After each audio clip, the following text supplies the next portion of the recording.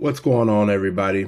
Official Keith here, and today we're going to do an unusual review of an old school favorite, the Blackberry 7210. Let's go ahead and get into it.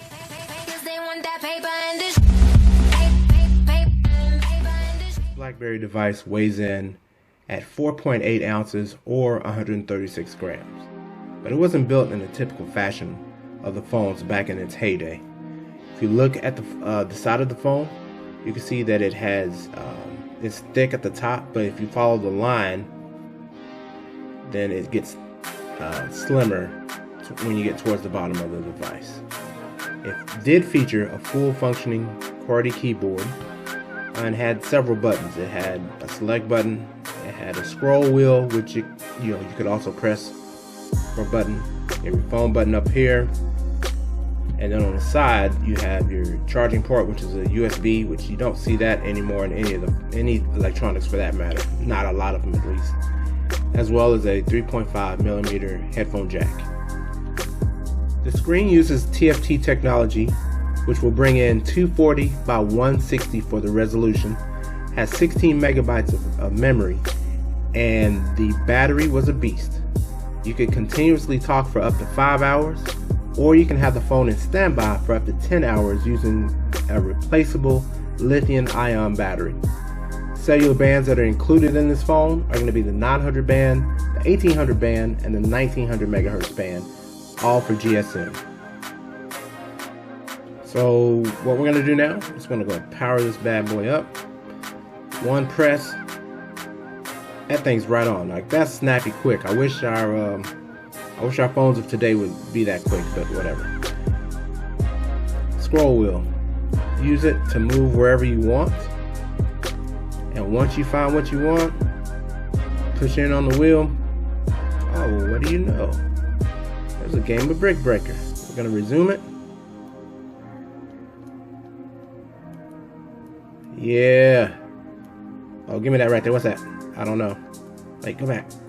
Looking at the screen, you can see all the functions that you would have, or that you would, have available to you to be productive. You got your messages, your phone, your address book, your calendar. M mode is what this was called with AT&T wireless services. So this is before they dropped the wireless services and before Singular, I believe. Comment down in the comment section below if you know the history of how that went. Then you have the compose, so you can compose your emails, you can search messages, your saved messages. This is your task, your memo pad, alarm clock, your profiles as far as the sound profiles, whether you want it on sound, vibrate, or just completely silent.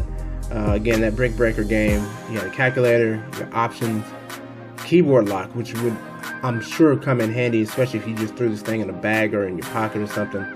And then turn the wireless service on or off to the phone itself. And of course your power button. Now, this phone was really cool.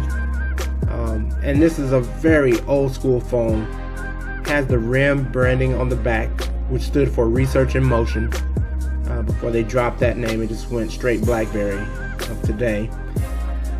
But the things that could have made this device better, maybe in the sense of convenience, is to put like maybe a camera in there, Wi-Fi. There was no micro SD card slot, so that would have been nice to have.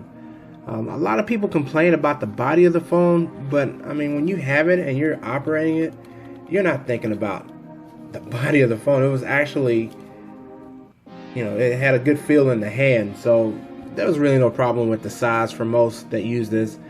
And if you think about it, most of the people that use this were, lawyers, something in government, heavily relied on by salespeople of any type of sales. Especially if you're, commission sales or whatnot, you definitely wanted to have this communicator. All the Blackberry devices that I've ever owned and used, the keyboard on this Blackberry device is by far my favorite. You have the raised buttons, and the buttons are just of good size. Like, you could really, and not to say that you couldn't type on any other Blackberry device, like like this one. But if you notice, like, look at the keys. Like, the keys are all close together here, and they're smaller, whereas they're spread out here and they're a little larger. So it was easier to type on this particular keyboard. And yes, I'm a keyboard warrior, so I'm excited about Blackberry announcing their new device. I guess on the 26th is when the Mobile World Congress starts, or the 27th. I don't know. I just know I'm gonna have to be up because it's gonna, by the time they start broadcasting, it's gonna be sleepy time. So anyway, the keyboard was very nice. One cool thing, just to take out the battery, was easy peasy. You can see where you can put the SIM card in there. Standard size SIM card. You just slide it